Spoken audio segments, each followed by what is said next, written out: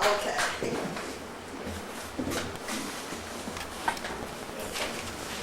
Take this away.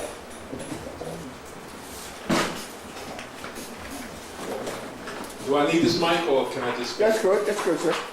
That's good. Mic? Either way. Either way. Your choice. Your choice. Turn it off. Okay, since they're recording, is this better with this or? To me, it is. Okay. If you don't mind. No. From the outset, let me say this, an honor to be here in front of this body. I've heard so much about it from Sister Holly McLean, and I knew about it when I think it was on Ocean Avenue a while back, Right. a little bit off Fulton, a couple of blocks from Fulton. Brother Brown, that's right. Yeah, and I heard about it back then,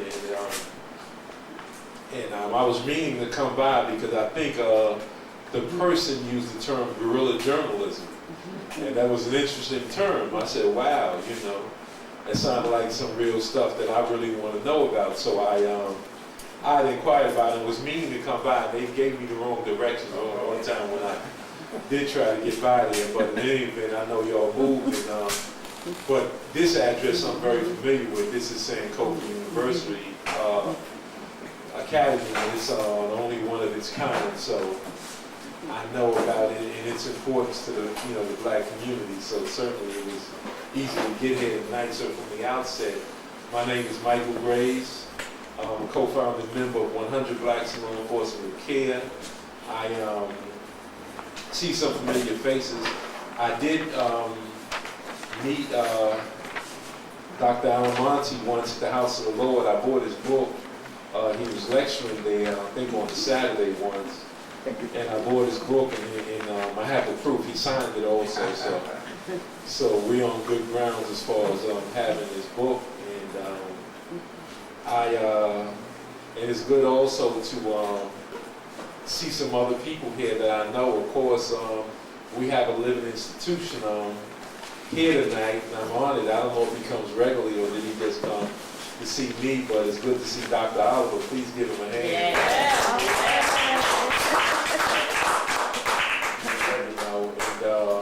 We got to get together real soon, Dr. Oliver. You had called me, and I was meaning to get back to you. That's why I told you the last time I see you that we got to get together and go over, catch up on things. So in any event, just want to give you a little history of 100 Blacks in Law Enforcement, and then I'll talk a little bit about this mayor thing. From the outset, we had started an organization of like minds in 1995, and it wasn't anything dramatic. We were all members of the Guardians Association, and we would basically just deal with the issues. We dealt with a lot of issues, monitoring the police department and its practices. We was doing things like that in the Grand Council, and we would, on occasion, do things here and there. But what happened was, in 1995, we wanted to just give back. So we set up 100 Blacks in Law Enforcement as just an organization to give back to neighborhood schools, whether it was a drum and bugle corps, an after-school program, anything like that. We was making a $1,000 contribution every month. We would do that 10 months out of every calendar year. We would give $1,000 every month, which we did for years. And we did that in 95 and 96, 97. We would just continue to do that from the year 1995. And then Abner Louima happened.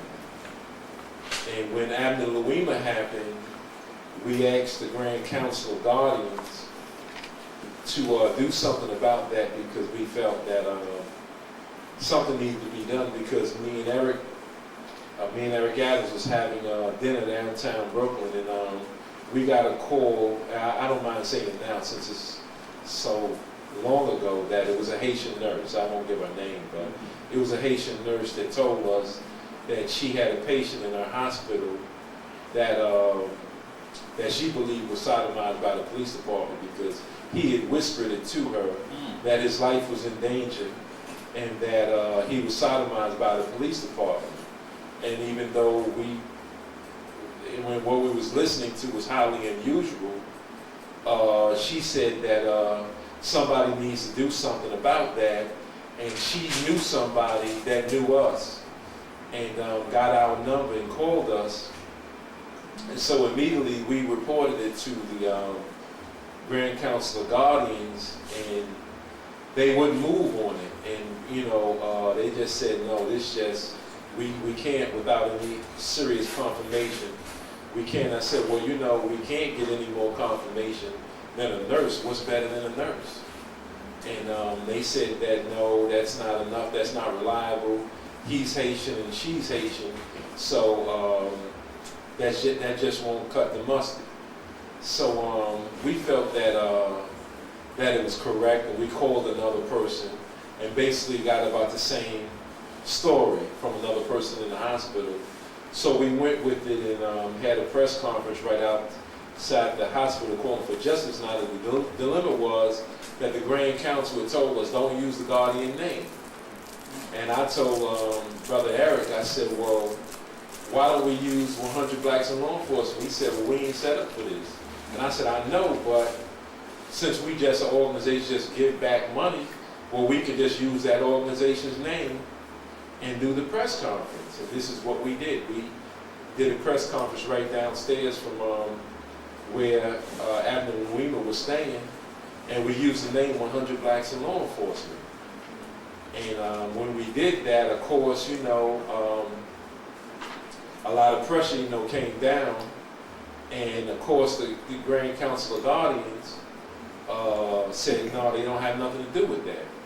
So at that point, we had to reorganize our organization because we wasn't set up for that. We had a lot of people in different positions that were not really geared for war. When things get, kind of hot and ugly, we wasn't geared for that. So we did a real change internally within the organization in a short period of time. We put the troopers out front, and we got people in agreements, and we changed the whole thing around, and we was at that point, we was ready for what might happen.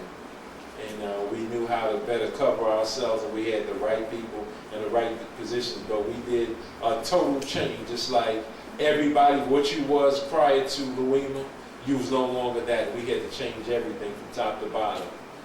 And we did that.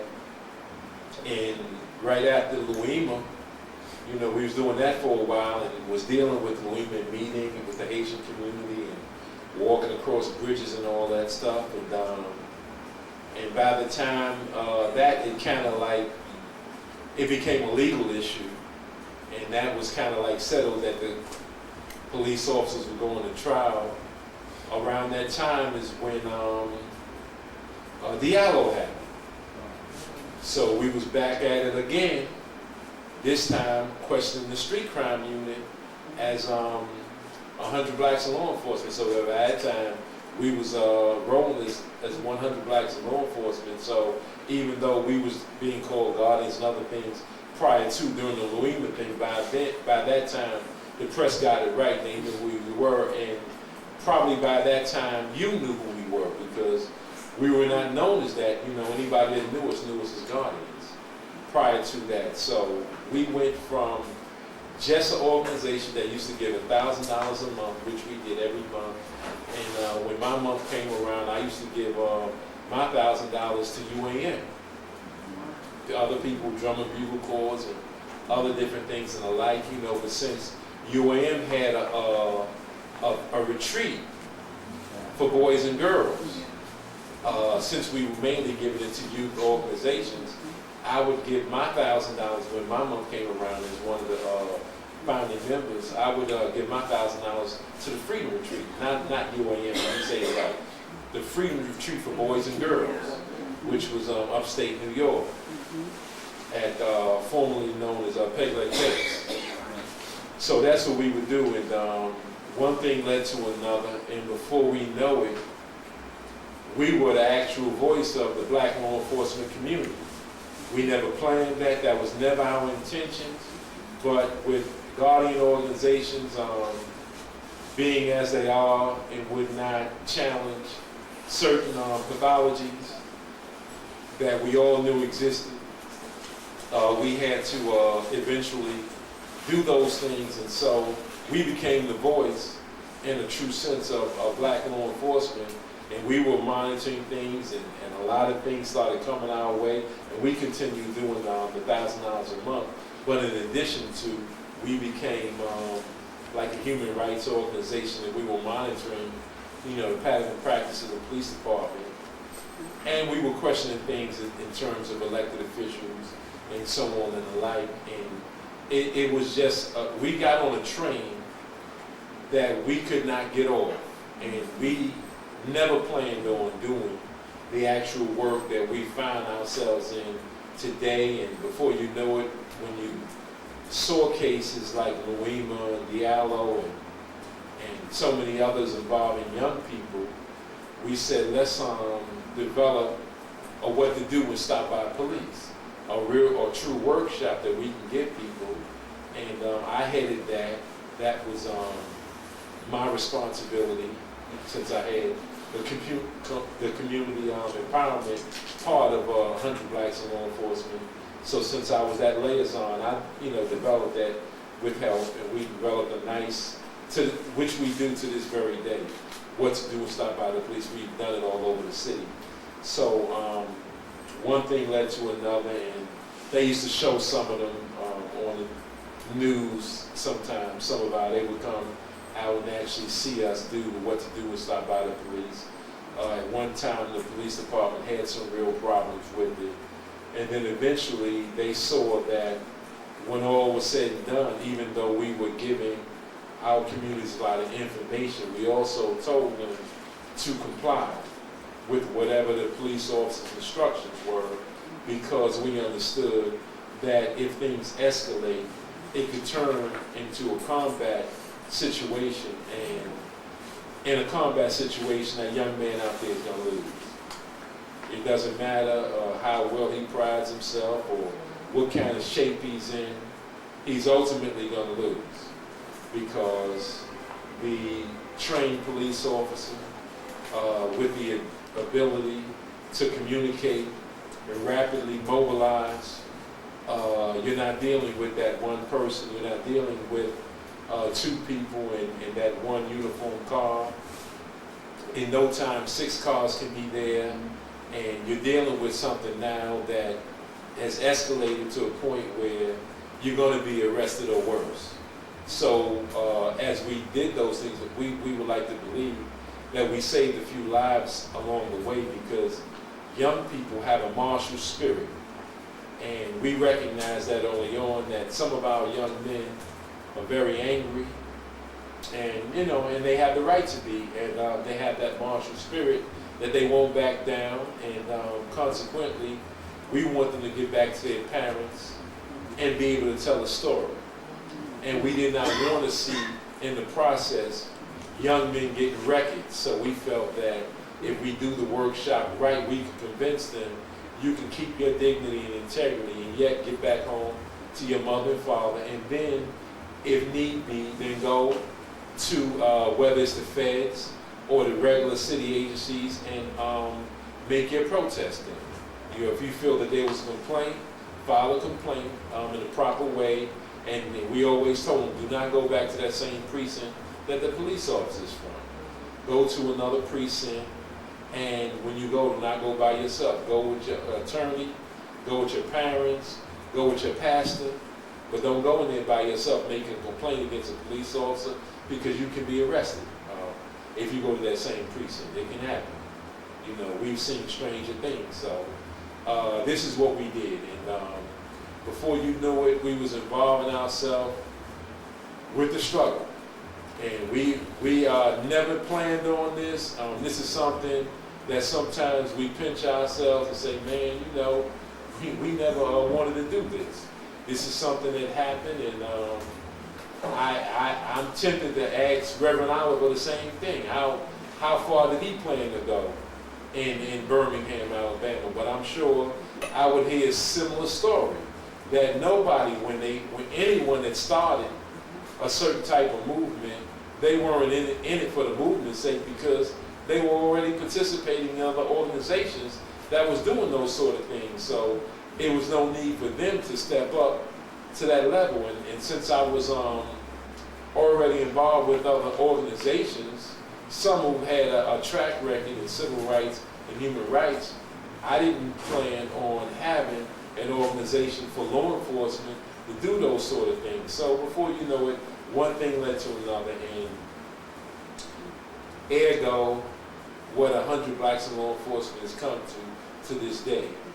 Now, I think that our track record, in a true sense, speaks for itself. I think we really distinguished ourselves in fighting for justice. So it wasn't only in a case like Louima, or whether it was Dial or Sean Bell and other cases like that. There came a time, and I'm sorry that Dr. McIntosh left when he did, because he was very helpful to 100 Blacks in Law Enforcement when we were dealing with the John White case. And just in case anyone doesn't know here about John White was a gentleman from Suffolk County. Well, he's actually from here, by way of Alabama. You know, his family's from Alabama. And he came up here as a result of his grandfather, who had to come up here because his grandfather got into something with a white person in Alabama. And when the white person slapped his grandfather, whatever he did, he slapped him back, and one thing led to another. And his family put him on that midnight train because they knew that, you know, the good old boys were coming. And he got on the train and came up here and developed a family up here, which John White is a member of, the family that he made up here, and his grandfather. And his grandfather told him the story about the Ku Klux Klan in Alabama and how things were, and gave him a gun when he was of age. He had taken John shooting since John was a young man, and I gave him a gun that was licensed, and that was the very same gun. I'm getting ahead of myself. That was the very same gun that John used later. So in any event, John knew these stories about the Klan, knew about night riders, knew about Klansmen coming to your house. So when his son, Aaron, who went to a party, and obviously it's only a few, where he lives out there near Riverhead, in that area he lives in, is literally almost an all-white community out there. And there was about 7, in a large area, there was about 5 to 7 black families in that whole area. And they all obviously knew each other, you know, their children went to the same school. So Aaron, who actually grew up out there as opposed to the rest of his family, who was a little older, he was younger and more impressionable, and he really believed that to go out there and to make friends with whites, everything would be fine. So he went out there and really thought that you could actually date a white girl and it's fine. And if she's with it and you with it, there would be no problems. And so in any event, he, a friend of his, a white friend of his, he told him about a person that he liked, a person of interest that he liked, and had sort of just imagined how it would be to get together with that person. And that person in turn put some of his ideas on Facebook. Not Facebook, at the time it was MySpace, which was popular at that time, MySpace. So just imagine, if you will, you talking to a friend and you talk about maybe some future plans you would like to exercise with a certain young lady if you're a man. And then those ideas are put to print on MySpace. So his friend, or supposed friend, did not tell him that he was going to put these ideas on MySpace. So, you know, just imagine a situation where everybody reads it but you. So he goes to a party, and at that party, the girl who had read those aspirations was very disturbed that she had all of her brothers there at the party, and they asked Aaron to leave. And it wasn't very nicely the way they asked him. And he immediately understood that he had to leave. He didn't know why. On his way out of the door of the party, his so-called friend told him, "Oh, I forgot to tell you, I was playing and I put something on MySpace about your aspirations with so-and-so." And he got in the car and he drove home. And those guys thought about it. They wondered, why did they let him leave? They like, why did we let him leave? You know, we want to kill that nigga. So they immediately jumped in their cars. You know, they had these muscle cars, as they describe them, and followed him. But he got home, and when he got home, he stood at the front of his house, and he saw the lights coming. And he's in what's it called, a cul-de-sac? Am I saying it right? Same way out. Cul-de-sac? Yeah, dead end street. With the bed? Well, we call it a dead end street. I think they call it a cul-de-sac. You know, only people that got money, everybody that understood that term all got $1 or $2. Because I never heard of that until John White came. I've always called that a dead end street. It's French? Yeah. Okay, well, yeah, take it from a lawyer, of course. So in any event, when he saw the lights coming, because it's only one way into that block, and he saw all of those lights coming, he immediately ran up the stairs saying, "Dad, Dad, Dad." He said, "They're coming to kill me, Dad, they're coming to kill me." So it woke his father up. His mother and his father was asleep. And he said, Dad, they're coming to kill me. And they called him at that point and told him to come out and face the music. He had his cell phone. He put it on speaker. So his father overhears them telling him that, you know, calling him a nigga and all that stuff, saying, "We coming to kill you and we're going to rape your mother." Say, "Oh, you want to get with my sister? Okay, we're going to rape your mother and we're going to kill you." So his father, who's awake by that time, overhears all of that on the speakerphone of the cell phone. So he gets up, throws on some clothes. They go downstairs, and on the way out, the father stops in the garage, you know, and grabs a gun. And yeah, I don't mind admitting now that Aaron grabbed something too, since it's all over, you know, for the most part. Aaron grabbed something too from the garage. All that stuff was in the garage. So he had a rifle. Aaron grabbed a rifle, and John grabbed his grandfather's gun. And they went outside. Now, by that time, they faced about 7 people outside. And all John White did, and if you've ever met John White since then, he's a soft-spoken, mild-mannered man. Yes. Very nice man. I mean, the kind who wouldn't even step on a roach, literally. I mean, John is that kind of guy. So John asked him to get off his property. That's all he said. Now, he might not have said it as nicely as I'm saying it now, because I don't know how a man can be nice when his young intentions are to kill his son and to rape his wife. Right. But in any event, he told them to get off his property. The 7 guys followed his instructions. They backed up all the way to the curb. John White and Aaron turned around to walk back into the house, and that's when one young man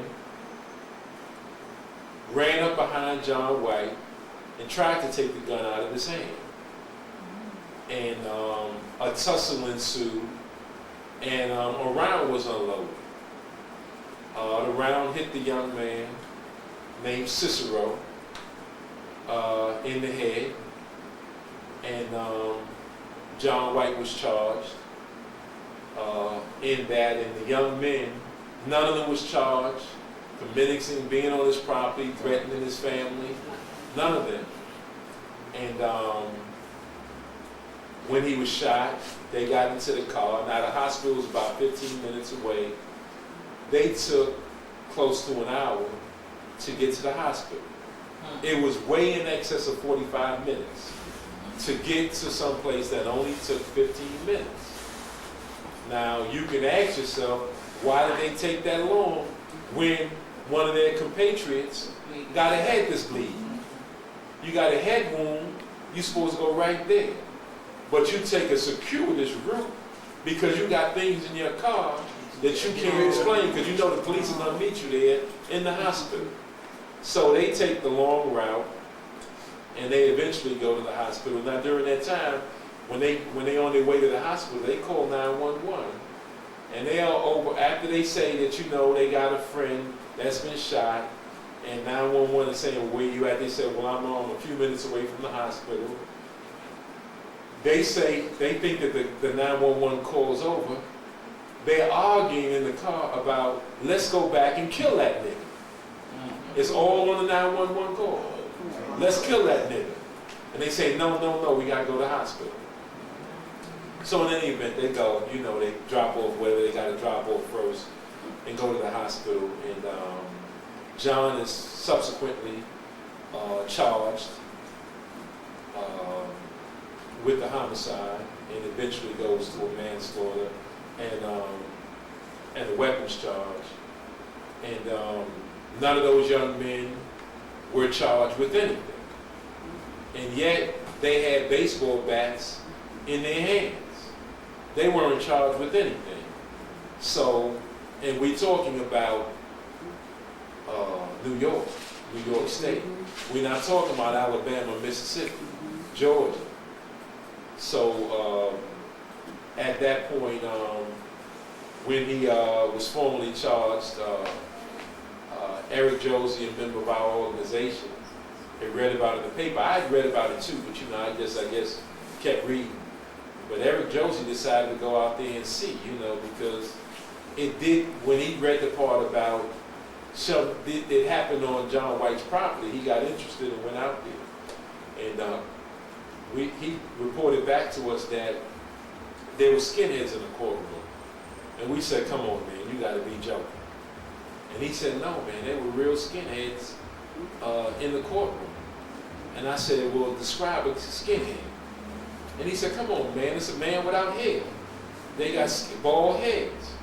I said, come on, Josie. I thought he was joking. He said, no, they really got bald heads. And he said, and some of them got mohawks. And of course, I'm quite, well, what's a mohawk? What exactly, when you say mohawk, what you mean? He said, well, no hair, but the hair coming straight up the middle. And they actually were. And they was wearing motorcycle jackets and all that stuff. And they had all these they were extremely tattooed. And, you know, I mean, it's something like out of a movie. And this is right here in Long Island. And I was shocked because, you know, I thought basically Long Island was white folks that had enough money and just didn't deal with us. They stayed as far away from us and they had nice houses and didn't know they had skinheads and, you know, things like that out there in Long Island. I guess I was a little naive, but brother laughing at me, so I guess he was really laughing. So it is, but, you know, I didn't know. You have to get out. I gotta get out. Right. So in any event, you know, when we got out there, we found that to be true. And lo and behold, one of the people he described was the young man's father, who used to come to the courtroom with a motorcycle jacket on and all these tattoos and a bald head. So the guy's father was like that, and so this is why the son acted the way he acted, because he was a carbon copy of his father. And this is why they was bold enough to say that they would kill Aaron and rape the mother. So as things went on, we saw that the case was in trouble because, truth be told, the attorneys themselves was not waging the proper battle we thought that it would take to free John White.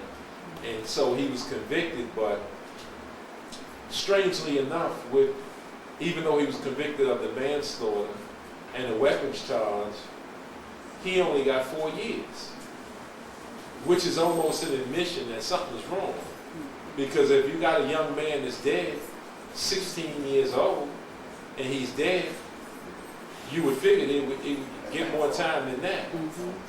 And the judge, she got in a lot of hot water out there behind that, but seeing how he never should have even been in court at all for what happened, and there were some homeowners out there that secretly felt that way, but they didn't help out because, you know, they got to live out there also, so they wouldn't help John. So in any event, that John ended up in jail. Unfortunately, he was found guilty, and he was in jail, and that's why I wish that Dr. McIntosh had stayed a minute, because that was one of the people that I reached out to, because we made it part of what we do. We said, we getting John White out. Now, a lot of organizations got so-called political prisoners, and I believe that they are upstate New York in various jails, but we said, we're going to get John White out. And when I asked, I called a lot of people in the city, all the people that I respect, and one of them was Dr. McIntosh, who just left. And I said, you know, I said basically, and I knew that the basic thing is that the governor can free anybody, no matter what you did. So I knew that, so I knew we was going to eventually approach the governor, but I asked other people, how do you get this person out? And didn't get the right answers, and called a lot of people, and Dr. McIntosh was one of them. I called and said, man, you know, how can we make this happen? And everything just kept coming back to the governor. So I wanted to know who had the governor's ear, and said we need somebody with his ear. And the person who some people would say had his ear was a person that normally we don't deal with. But we said, well, you know, this is bigger than all of us. So I said, I'll go up there. I'll go up to the National Action Network and speak to Sean. I said, because I said, I want John White to get back to his family. And at that time, Dr. McIntosh and United African Movement and others raised money for John White, for his family to pay the mortgage and things like that. 100 Blacks in Law Enforcement. We all was kicking money out to make sure that the mortgage got paid. And at the same time, 100 Blacks in Law Enforcement was securing John White's family. There was threats on his family while he was in jail. And so we had to do that. Now, out there in the courtroom with us was the Nation of Islam. Just in case people don't know, the Nation of Islam, led by Minister Abdul Hafiz, was out there. I think at that time, he might have still been Minister Kevin, but Minister Abdul Hafiz was out there and with us, and we were securing John White. We would escort his family to and from court every day, and we would make sure the family was all right on the weekends. We had a little system in place, 100 Blacks in Law Enforcement, to make sure everybody was okay. And we had numbers that they could call day and night, any time of night. If they just felt something wasn't right, they could call us. And we had members that lived out there in Long Island that would go over there right away. And of course, the other members who lived in the city would follow suit, you know, after. So we had all of that in place. And we developed a relationship with the former governor, David Patterson. We did a series of things in that. We did a couple of things that endeared him to us. And we were able to go to the governor. We asked him 3 things, truth be told. We asked the governor, you know, wanted to return us a favor because we helped him at a time when everybody was coming down on him and claiming that Albany was ungovernable. And they had all these salacious charges on the governor that time. And we went on record saying that all those things are lies, and that they weren't lies, then prove it. And they was making all types of judgments and salacious remarks about the governor, and we in turn said we was going to defend it. And as I've told the story before, I got a call on my way up the Harlem State Office building, and Noel Leader was on his way up to the Adam Clayton Powell Harlem State Office building also. And both of us was getting called from the then New York State Attorney General's office, you know, which was held by Andrew Cuomo, was telling us not to do this press conference. And it went from a suggestion to a threat. All in the course of riding from Brooklyn to Harlem, it turned into a threat where they told us we better not do it or else. And we in turn went ahead and did it because we knew that later that day that a lot of elected officials and black leaders were going to meet at Sylvia's. So we said we'll head them off at the pass and do our thing in the morning because we got it from people who were inside their camp that they was going to do a thumbs down on David Patterson that night and tell him to step down. And we felt that the governor's position was much too important to be the only black governor in America and to just step down from your office based on rumor and innuendo. So we said that doesn't make any sense. So we encouraged them to stay and said all those things are lies. All the things that they're saying are lies. And this is just a plot because they want to cut the budget. They want to do the budget and they don't want Patterson to participate. As soon as Patterson relinquished it and handed it over to Ravage, and they had already taken out Malcolm Smith, so now they were back with 3 white men in the room, there was no need to remove the governor. So at that time we said, no, governor, you stay in as governor, and you don't step down from that because of some rumors. Consequently, the governor thanked us for what we did because that night, the main person who went to his aid at that meeting was David Dinkins, his godfather. But we had already exposed what they was going to do earlier that day. We exposed it to the press and they all covered it. And now they couldn't do it because we called them out. That this was a plan from the Attorney General's office for black folks to do a thumbs down on the governor. So once we did that, and it was exposed, we got a call from the governor, who in turn said, appreciate, what you did so much. Is there anything that I can do for you? And we said, sure. Wow. We said, absolutely. So I'm going to tell you the 3 things, just in case you don't know, that we asked the governor. Now we knew in advance that it wasn't going to happen. But we asked for 3 things. When you get that, well, what can I do for you? The first thing we said is, can you give Automatics his license back? And it was, next request. So we said, can you reopen the case with police officer Omar Edwards, who was killed on 125th Street and 2nd Avenue by Officer Dutt. He was killed by white cops. And we said, can you reopen that? And he said, well, is there anything else that I can do for you? And so at that point we said, yeah, can you let John White go?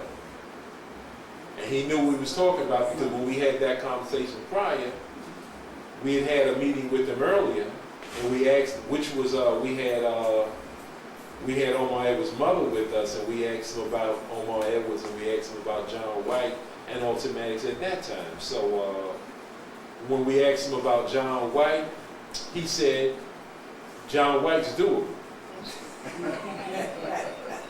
We said, really? He said, yeah. So, and I was always taught, not that I have any business acumen, but I was always taught, in order to drive a bargain, ask for the highest thing you could ask for, and then you get down to what you really want. So we asked for 2 things that would have shocked us if he had done them. But the third thing we asked for is what we wanted and what we thought he might do. So, the governor, truth be told, said, well, I normally do this around Christmas time. Now the problem was, it was the summertime.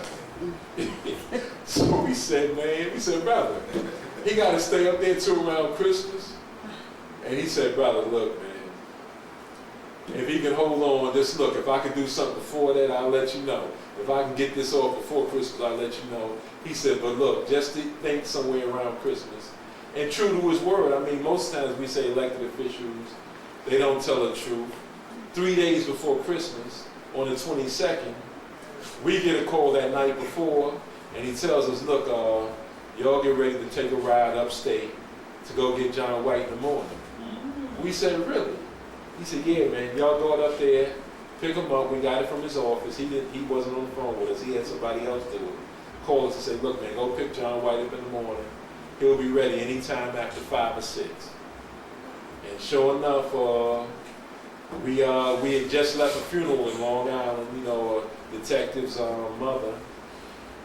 And we said, fine. And I stopped by UAM. I don't know if y'all remember. Was you there that night, Judy? Yes, I was. I said, I came in there late. I said, could y'all hold a secret? And I whispered it to Automatics, and he said, no, Tyler. I said, well, can you hold a secret, brother? I said, why don't you just go home and just tell your wife? And he said, okay, fine. But I said, you know what? I said, I think they could hold it for one night. I told them, I said, look, the first thing in the morning, I'm going up to get John White, and UAM went crazy. You know, I said, just hold it. I said, don't call nobody. I said, if you call somebody, I know the governor's going to deny it. I said, do not call anybody. So we went up there early that next morning and picked them up, and by that time, you know, we had, in a real sense, made history, because we got a black man out of jail who they claim killed a white man, which we will always tell anybody, John White didn't kill anybody. He didn't kill anybody, you know. So in any event, we brought him back, and he's been with his family ever since. His probation is still going on. He has a 5-year probation, and we couldn't get the record expunged, but he was let go on time served. So technically speaking, John White is still a felon, and is still guilty of what he was charged with. And I think he has 1 year to go. One more year where he can't jaywalk, spit on the street. He can't do anything, you know, say anything wrong. He just has to walk that fine line. So in any event, we was able to affect things in a positive way for John White. And John White was appreciative of it, and his family, you know, his wife Sonia, and you know, the sons, they were all appreciative to see their father again. And as many of you were happy to see John White out. So that's basically the trek of 100 Blacks in Law Enforcement. So before we do the Q&A, I want to point out also that around 2010, we were approached by the chairman of the United African Movement, Automatics, for one of our members to run for governor. And we were reluctant about it, but he said, you know, Automatics said we need somebody to run for governor so we can establish the Freedom Party. And we said, okay, fine. And they volunteered my name, you know, 100 Blacks in Law Enforcement. So when they volunteered my name, I said, okay, I'll do it. Only with the understanding that if somebody else wants it, they can do it. You know, because I didn't want it. I didn't want to run for governor, and even though I know the importance of that position because of what had just happened. You know, so, but I said, for leverage purposes, if they'll help anyway, I told Attorney Maddox, if this will help you get your license back, then I'll do it. Well, we found out within a few days that Charles Barron won. So I said, well, if Charles won it, he could have it. Let him run it. I said, I'll support him, and I'll get out here and do petitions for him, and I'll fight for him to be governor, which is what I did. So this go around in 2013, we were approached by the same person. You know, UAM chairman, Automatics. He asked us again this time, and I was said I wasn't sure. I don't know what I would do, because I told him before I wouldn't deny you again. I said, if you ever ask again, I said I'll do it, because I realized that in retrospect we should have went straight ahead with it. So in any event, this go round, I was asked, and this time I was asked in a UAM meeting late at night, 1 o'clock in the morning, and I decided to do it. At that time, they caught me at a week time. Well, I didn't feel like fighting. So I decided to do it. It was 1 o'clock in the morning. And I wanted to go home. So I said, okay. And nothing has been the same ever since then. So I agreed to do it. And we did make the ballot. We put the petitions out there, got them in. And so me and Michael Lloyd, who's sitting right there, he's running for public advocate. Give him a hand. And I'm running for mayor. So that's how it happened, basically. It's the respect that United African Movement gave to the work and contributions of 100 blacks in law enforcement, which is why they asked me to run this time. And we're not running superficially. It's nothing ceremonial about what we're doing. We're running to win. We believe that if we can get our word out, if we can get it out, our positions out, we believe that the black community is sophisticated enough, hopefully, to vote in its own interests. And we believe that all of the people that was running, all of the 4 or 5 major candidates, none of them will do anything to destroy the tenets of white supremacy. We don't believe that anything of substance will change with any of them. And if there are any changes, we're only talking about degrees, just a few degrees. If normally the way Giuliani / Bloomberg, if you burn the frying pan in 2 minutes, with de Blasio or Quinn, you might take 3 minutes, but you're still gonna burn. So it's just a question of the temperature, because you're gonna burn. So, and I also include Thompson in that.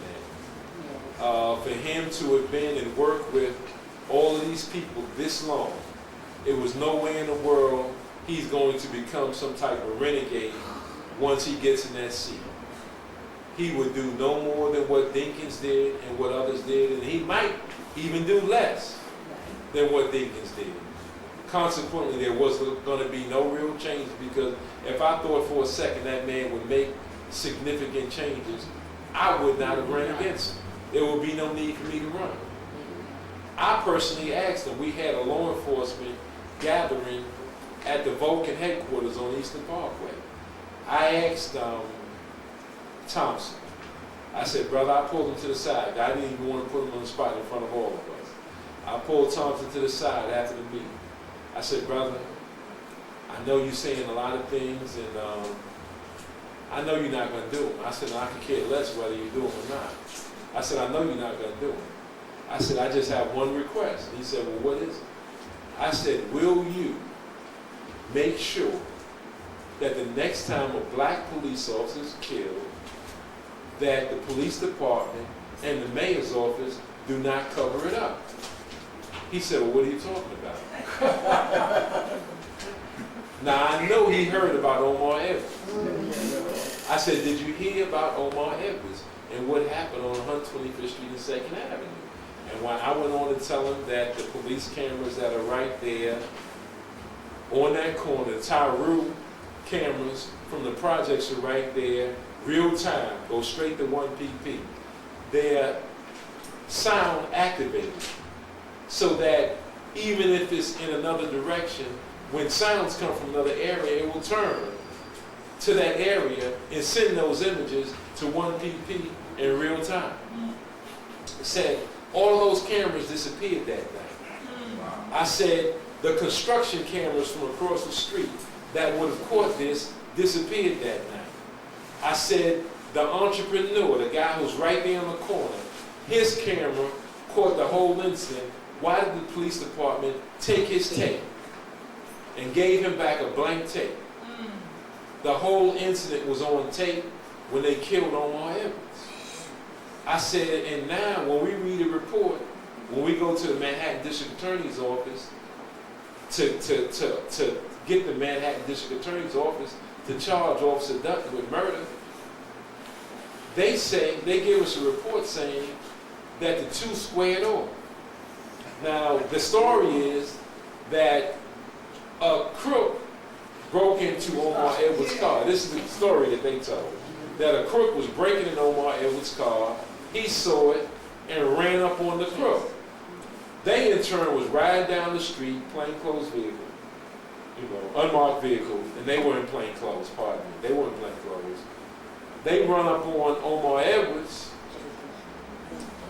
because he's running down the block allegedly with a gun, even though he never took his gun out.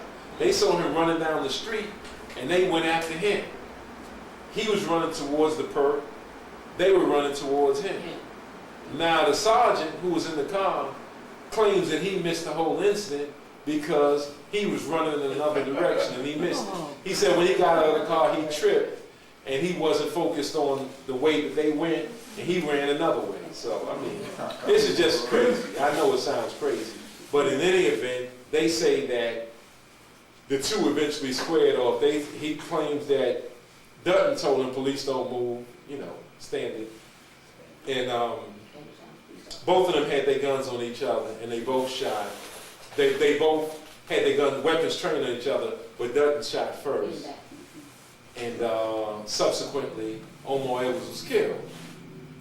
But when we find out that the entrance wounds on Omar Edwards, he had two in his back. One in his upper back, one in his lower back, and the other one was in his forearm. So I personally asked Morgenthau. Morgenthau was in office still. I asked Morgenthau, how could both of them be facing each other and have their weapons trained on each other? Now, Omar Edwards don't get off a shot, mind you. But Dutton is able to get off 3 shots, and the entrance wounds were in his back. I asked Morgenthau face to face, how did that happen? Morgenthau sat across the table from me with his whole team. I sat there with 3 members of 100 Blacks in law enforcement and Omar Edwards' mother. He said, I said, well, sir, can you please explain that? How did it happen? Now, they didn't know that we had the autopsy. They still don't know this day. I won't say how we got it, but we got friends. I'll just say that. We have friends. And some people love justice to the point where they'll take chances and do what they have to do to get it to us. So, Morgenthau, after he said, a couple of times, and he didn't know what to say, his top guy was sitting next to him, said, well, look, now you know that the police department engages in a lot of dirty shootings. I said, yeah. And he said, well, when those shootings are real dirty, we don't raise questions. When they shooting the bad guy, we don't raise questions. I said, okay. I said, but in this case, we're not talking about a bad guy. We're talking about a black police officer who was killed. So now they were all stunned. And I said, why didn't, I said, who decided on not writing a report on the actual incident? They said, well, we don't always write a report when every time a police officer is involved in a shooting. I said, oh, really? You're supposed to by law. And then they said, well, we only do it in special cases. I said, well, a black police officer is not a special case. And now they stunned. They don't know what to say. So they say, well, look, man, there's a lot of dirty shootings every day. Y'all don't want us to get technical with all these other shooters, do you? I said, I can care less if you got technical with every shooter. We want justice for Omar Edwards. I said, that's what we're here for. And they said, time out. They said, we can't go any further with this. They said, why don't you give us a week, because we have another investigator that's on vacation, and he'll be back next week. Now, we all in the room knew that there's no way in the world you could shoot a man in his back if he's facing you. I mean, if they have that technology, they ain't let us know about it. And if they have it, they ain't gave it to Dutton. They didn't give it to Dutton.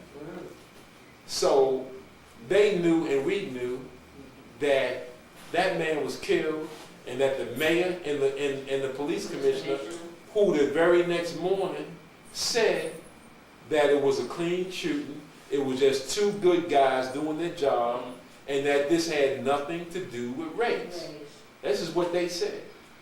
So we told Morgenthau, who's the most powerful district attorney in the country, we said this had everything to do with race. And he knew it, and we knew it, and he couldn't say anything to the mother. So the best they could come up with is, we're going to terminate this meeting right now. And we're going to pick it up next week. Why don't y'all come back next week and we can continue this meeting when we have our top investigator. And we all knew that, you can come in here with Clarence Darrow. It's not going to change this situation. We all knew that nothing's going to change. You can't shoot a man from the front and hit him in the back. So we knew that, and they knew that, and that's basically how it ended. And we didn't even want to put the mother through another thing where they're going to hear this crazy report that they gave us about they had the guns on each other. And the Morgenthau's office had the nerve to tell us that, well, we even got a statement from the Pearl. And we like, come on. The guy who was allegedly breaking in his car. We said, man, you're talking to us. Now, what kind of deal did you cut with him? He's a 3-time loser. He's going to do a lot of time. And guess what? He got a short sentence. I mean, it's just some things you can't even make up. He got a short sentence instead of, he got caught with the burglar tools and all that other stuff. And supposedly, whatever else he had, I don't know if he had a knife or whatever, but this time he was going to do a lot of time, and ultimately he only got about 2 years, 3 years tops. 3 years tops. And he testified in court that he heard the police officer say, police don't move. And in 100 blacks, the reason why we don't believe that, because in every case involving a black police officer, they've never said police don't move. Right. And I'll give you the cases. Durham Pennell, Desmond Robinson, and Sergeant Dexter Brown. In case you're writing, I'll say them again. Durham Pennell, Desmond Robinson, and Sergeant Dexter Brown. Those are the 3 cases in our lifetime of black police officers that didn't die.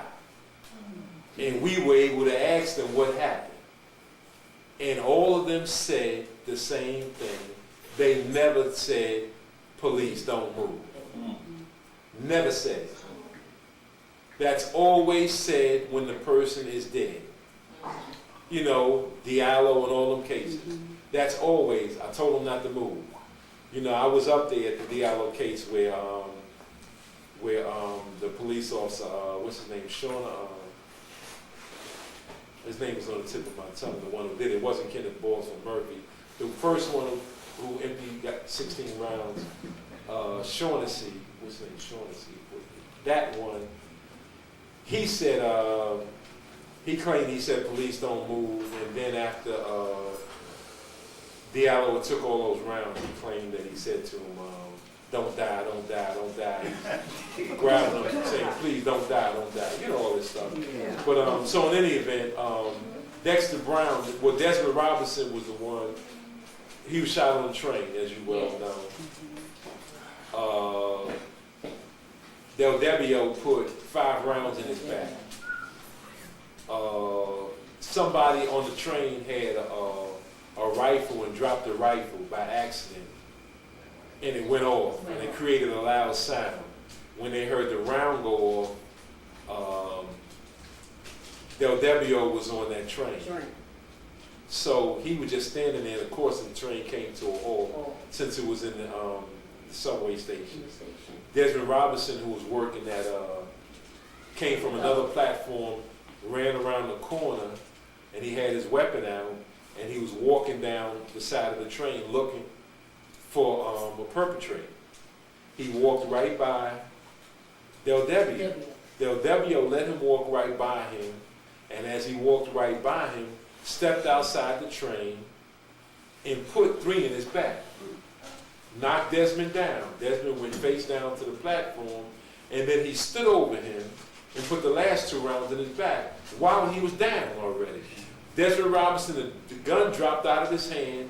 He's face down on the subway floor, and that's when he put the last 2 rounds in his back. And they were witnesses, and everybody heard a bam, bam, bam, and then there was a stall. And then, bam, bam.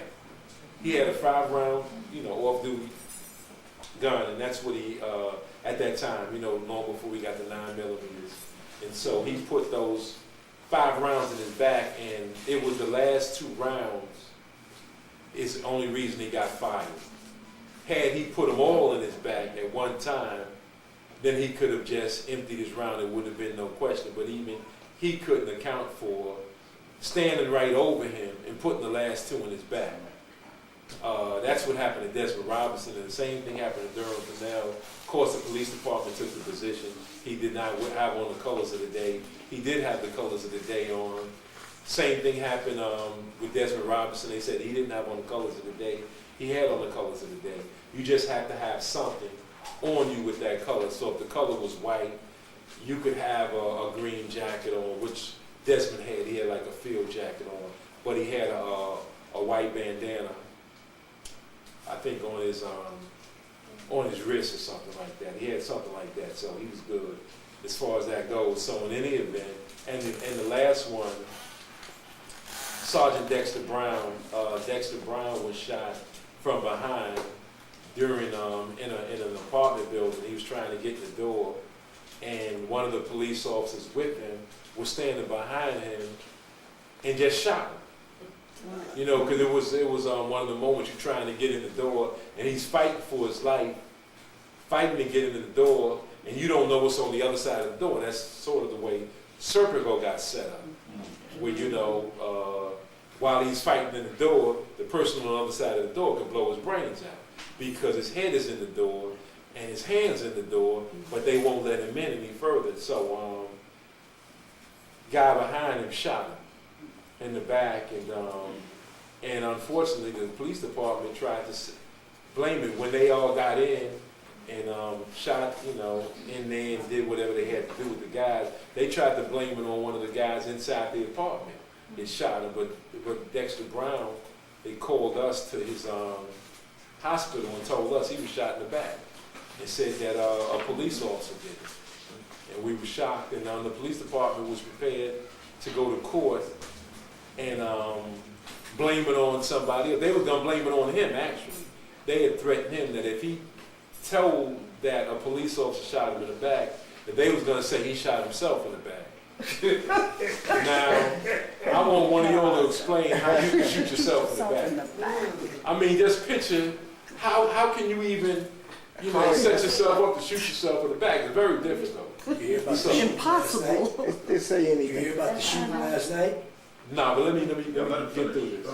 So in any event, I've said all that to say that we've taken a lot of principal positions, and we fought for Dexter Brown, and he eventually not only got his retirement, but it took him 10 years, actually about 11 years, to get recompense from the city, and he ended up getting $3.3 million.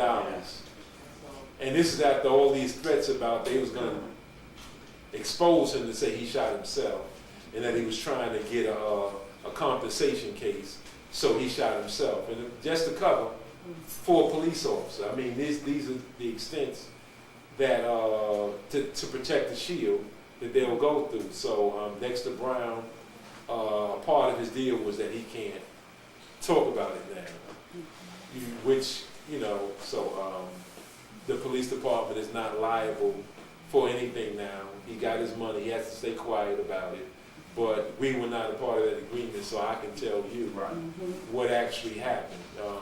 He can't second it publicly, If we're around, he'll tell you, he'll nod and let you know what really happened. But that's what really happened. So consequently, I said all that to say that we've made our positions.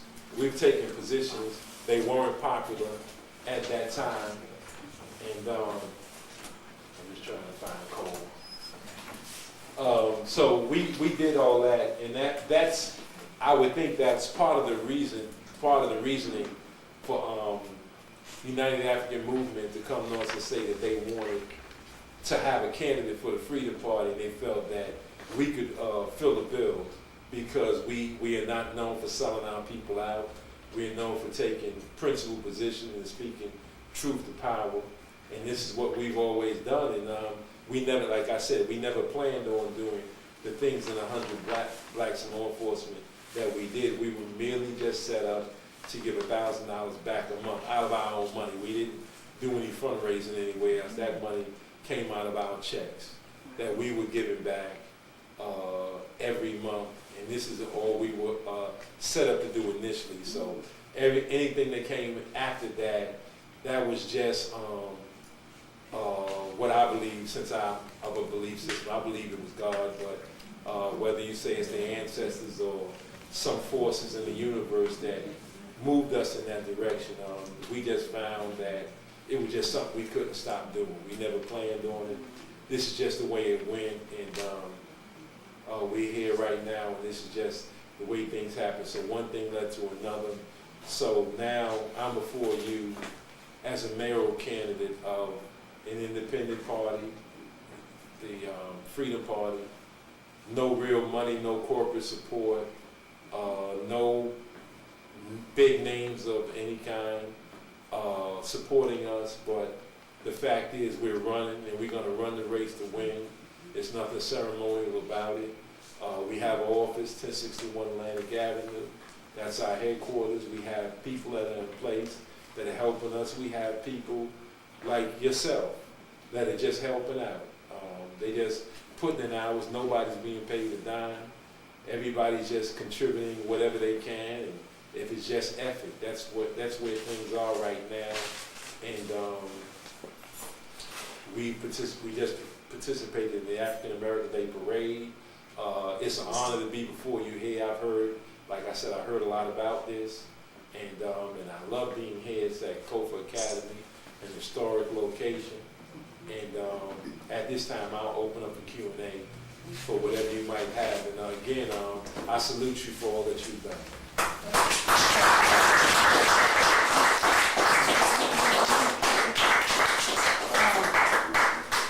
Welcome to our arena. Your presentation is remarkable. You sound very dedicated and very earnest. I have a two-part question. Number one, how many of sisters and brothers on the force are as conscious as you are, and your presentation makes that very clear, and dedicated to the community? That's the first part. The second part is there a move to have a reconciliation between Brother Alex and Brother Charles Barron? Because it seems like that's something that the community would appreciate, because we really need, we have enough issues to deal with.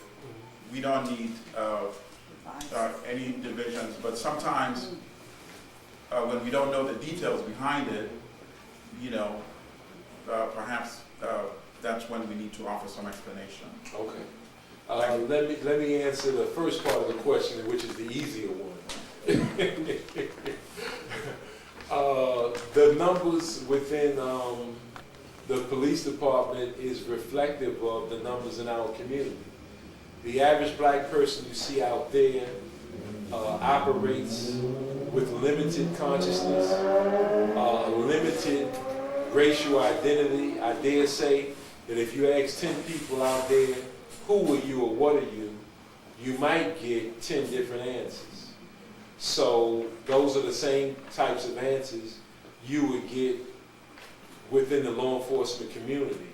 And it's unfortunate because these are people that are authorized to make arrests and have great power and authority, and consequently their decision can ill affect others, and unfortunately it wouldn't be a big difference in given those circumstances. You would think that there would be more consciousness because of the inherent racism, within the police department. So you would think that it would make you more conscious, but unfortunately, sometimes the reverse happens. People want to endear themselves and prove that they're blue and they're not black. And unfortunately, it can ill affect our community when a person wants to prove their loyalty. Right. So, I want one. Okay.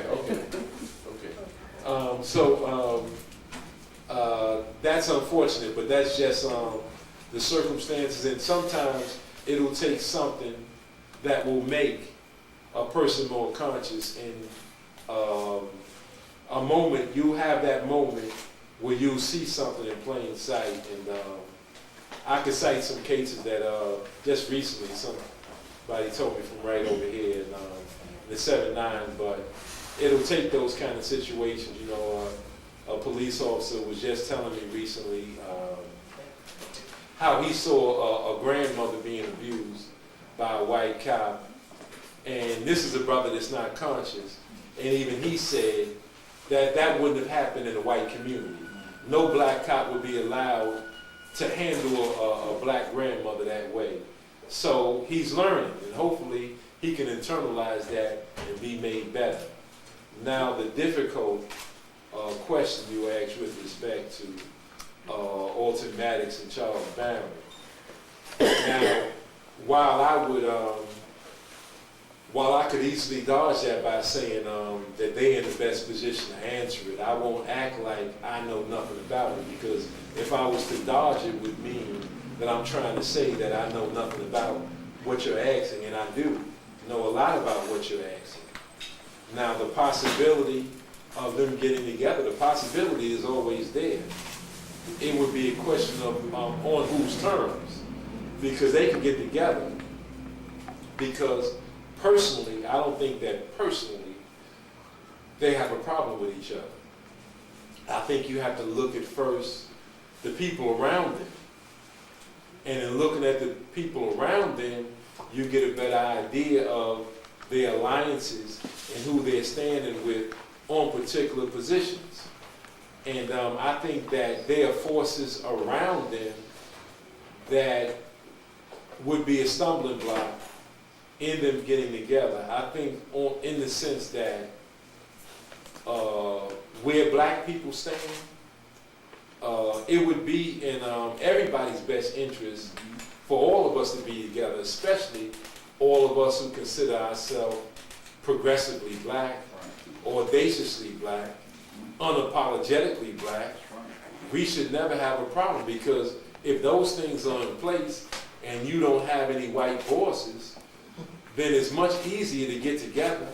When every time someone says something to you, you have to say, wait, I'll get back to you, because you have to check with your white boss. So in this particular case, I don't believe Charles Barron has white bosses. I don't believe that Alton Maddox has a white boss. I don't think that they have those types of things around them. So I think for the betterment, if it was a question of ego, somebody has to take the first step forward. In that particular case, and people around that are concerned should do likewise. Unfortunately, there might be some third parties in this that whose intent is to keep them, if not at war, at least arm's length from each other. The same type of people that do not want to see blacks and Latinos who have a similar vested interest in getting certain things done. It's the same people who traditionally keep African Americans and Caribbeans apart, that keep African Americans and continental Africans apart. You know, they are forces that whose very existence is to keep certain people from not speaking to each other. It's people from the moment you get off a plane or wherever you are saying, look, those people are lazy. Don't stay away from them. Watch them. They'll steal from you. They'll bust you in the head if you turn your back on them. So those types of things. I hope it's not ego with them too, and I don't think it is. I think it's of a much more serious nature. There are some things that not for public consumption that I know about, but I still say they can get together in the interest of all of us. Because I think if all of us are together, we are made stronger, we are made better if all of us are together. And I think all of us, and I think that there are a lot of other organizations that right now are not speaking. Now, just in case anyone doesn't know, that's not unusual. When we look at the civil rights movement, we think everybody was talking. Everybody wasn't talking in the civil rights movement. In the Black Power movement, say it loud, I'm black and I'm proud, Ngawa Black Power, everybody wasn't talking. You know, and right now, everybody isn't talking. Now, everybody used to talk to us in 100 Blacks because we never took sides. But now that they see a closeness with 100 Blacks in law enforcement, the United African Movement, some organizations have naturally stopped talking to us in parted ways. So when we run into them and say, what's up, how you doing, and why we don't get that invite anymore, so we kind of know. And it's like, we didn't cause this thing. Y'all had this thing set up before us. You know, this thing about, well, you can't cross this line if you over here. You can't cross this line if you over here. That's that silly stuff. That's that, my master's bigger than your master. I mean, in your house, the living room don't argue with the bedroom, and the bedroom don't argue with the bathroom, and the bathroom don't argue with the kitchen, because every room serves a purpose. You can't spend all your time in the bedroom, right? As much as you want to. Sometimes you got to go to the bathroom. And when you're in the bathroom, after you go to the bathroom and after you wash your hands, you might want to go into the kitchen. And after you go into the kitchen, after you eat, most of us still will go right back to the bedroom because we just ate. So, so I'm just saying, the house, has this agreement, and if we were just intelligent as our apartment, we'd be better off. So I don't have a problem with Charles. I don't have a fight with him. I love Charles. I've known Charles for 30 years. Charles was my big brother in the House of the Lord Church. And we share a lot of memories together in the House of the Lord Church. And this is where, this is what pricked my consciousness. I've to a degree, without knowledge, I always loved being black, and my father gave me that sense of racial pride, but it was at the House of the Lord in the Black United Front where I learned. From my father, I learned how to play power, Malcolm X. That was about it, but at the, Black United Front, they had a different scholar coming in every Wednesday. I was able to learn about Marcus Garvey, able to learn about Martin Delany, Henry Allen Garnett, Gabriel Prosser, and so many others. I didn't know these men before that. They introduced me to that, and I was able to learn from the House of the Lord and church and these people they brought in, and I was able to see a Dr. Ben, able to see a Dr. Clark and others, and just so many, Dr. Scobie, and so many other great men, and able to hear about, what happened on the continent, what happened in the Caribbean, and Edward Blythe, and so many others, and this is where I learned that. And I learned that sitting right next to Charles. When these scholars would come in, we all took notes, and we all was made better from that. And so I never hated Charles. I don't hate Charles now. I just saw him the other day at a funeral and acknowledged him. And those that were there know that I acknowledge Charles. If I see him, if I see Inez, I've known them the majority of my life, so when I see them, I always acknowledge them. And I love Charles, I love Inez. Now, I might be at variance over some things that happened in 2010 that I thought was wrong. Right. But none of those things make you to a point where you're not redeemable. Or if I'm wrong, I'm not unable to be cleansed of whatever my sins might be.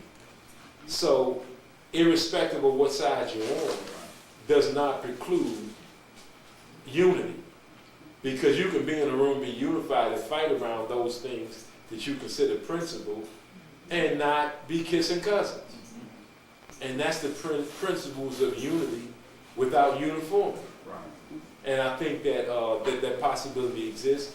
And I hope something was to happen. But I know for that to happen, it would take those two principled people to come together. And there's been a whole lot of water under the bridge in these 3 years. Because these men were friends before. You know, don't let anybody change history. They were friends before. Were there some disagreements around Reverend Daughtry and certain things that happened? Yes, but they got over that. Yes, it's no doubt about it when Alton says that Reverend Daughtry took sides in the Central Park jogger case. Okay. I was there at the House of the Lord. I know what happened. Did the House of the Lord go over there and pray for Patricia Mealy? Yes. Was United African Movement with the Central Park 7? Absolutely. Did the United African Movement organize and get all those young men out of jail, went through a black bank, had people come, deposit money, and bail them all out? Yes. So, yeah, there was sides being taken, but they got over that. That was in 89. So, by the time that happened, it was, 89, 90, during that period. So, when we got to 010, when I said if somebody else would step forward, I would step back and let Charles step forward. I didn't have a problem with Charles then, and so I said, Charles, go ahead, man. And when Charles was campaigning, I would see Charles, he would say, brother, this is your fault. You should have took the spot. I said, brother, run with it. And that's the way it was. And when things didn't go right, and one of the things I don't mind mentioning because some of us might know, the day after Election Day, Charles Barron refused to recanvass the machines. And Alton Maddox felt that we had the votes. He had put in the better part of close to, at that time, almost 20 years into independent politics and wanted ballot status for the Freedom Party. Charles said, no go. I know because I spoke to Charles that day. I was the go-between between those two that day. They were so mad at each other that in the course of that one day, Charles didn't want to speak to Alton. Alton didn't want to speak to Charles. I was the go-between that day and the next day. And Charles would say no to Alton, but would say yes to me. And then I would have to go tell Alton, okay, fine, you can send your people down there, we can check on this or that. It was that kind of thing. And it got real ugly, and it's got progressively worse since then. Now, these are black men that have a history of struggle. These are not neophytes. They have a history of struggle. And it's not up to us to put one against the other to say, well, whose portfolio is better? Because that would be unfair. If you do that, because if you measure everybody like that, Dr. King can't hold a candle to Martin Delaney. If you go by that, can't touch him. Can't touch Frederick Douglass. And what these brothers did at a critical juncture in our history, but we don't compare them. You can't compare these current elected officials that haven't played power, or you want to hate all of them. You just want them to be better and to answer up for their time. So you're not going to go down the line and say, well, this lawyer is no good and this lawyer is good. You can't do that because the fact of the matter is, we're told by Malcolm do your best at that given time. So if Malcolm's words are true, do your best at that given time, then we can only do the best at a given time. So if now I had problems, I'll give you an example. I could think bad of most of these black organizations in the city right now, because when the DSK case happened, all these black organizations went south. I don't want to hear any organizations talking about reparations and talking about free South Africa and all that crap. If a black woman in your midst get raped and you can't help her, don't talk to me about reparations.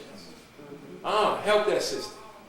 After that's over, we can talk about reparations. But help that sister that has just been savagely raped by this white man. So when all these organizations went south, all these people on the radio started attacking that sister. I mean, I can be mad at all of them. Organizations I formerly respected, I saw them systematically in one weekend operate under orders from Morgenthau. Well, Cyrus Vance, I'll say, even though I think Morgenthau was behind it because it happened to a fellow Jewish person, but Morgenthau was behind it. In one weekend, you heard BAI, RL, Kiss FM at that time, all raising critical questions about her character. Now, why is a black woman that says she was raped, these character issues come up? They started saying things about she had more than one cell phone. Now that's suspicious. What is she doing with 2 cell phones? She's got more than one bank account. They even said she lied on her application for asylum into America. As if everybody puts everything on that document is all true. So they raised all of these questions about her, and they were systematically attacking the victim. They wasn't going after DSK. They didn't raise questions about his character. They raised questions about her character. Now, I could have gotten real mad at them. And I am mad at them. I'm just not as mad now as I was then, because I was mad. The truth be told. Because I heard them, and when I heard them, I started calling members of 100 Blacks. They said, you can't, I said, you won't believe this. I said, man, put on such and such station. I mean, when you start talking about another case, okay, fine. She put on her application that her husband was killed by the military in Guinea. Now, they're saying that her husband wasn't killed by the military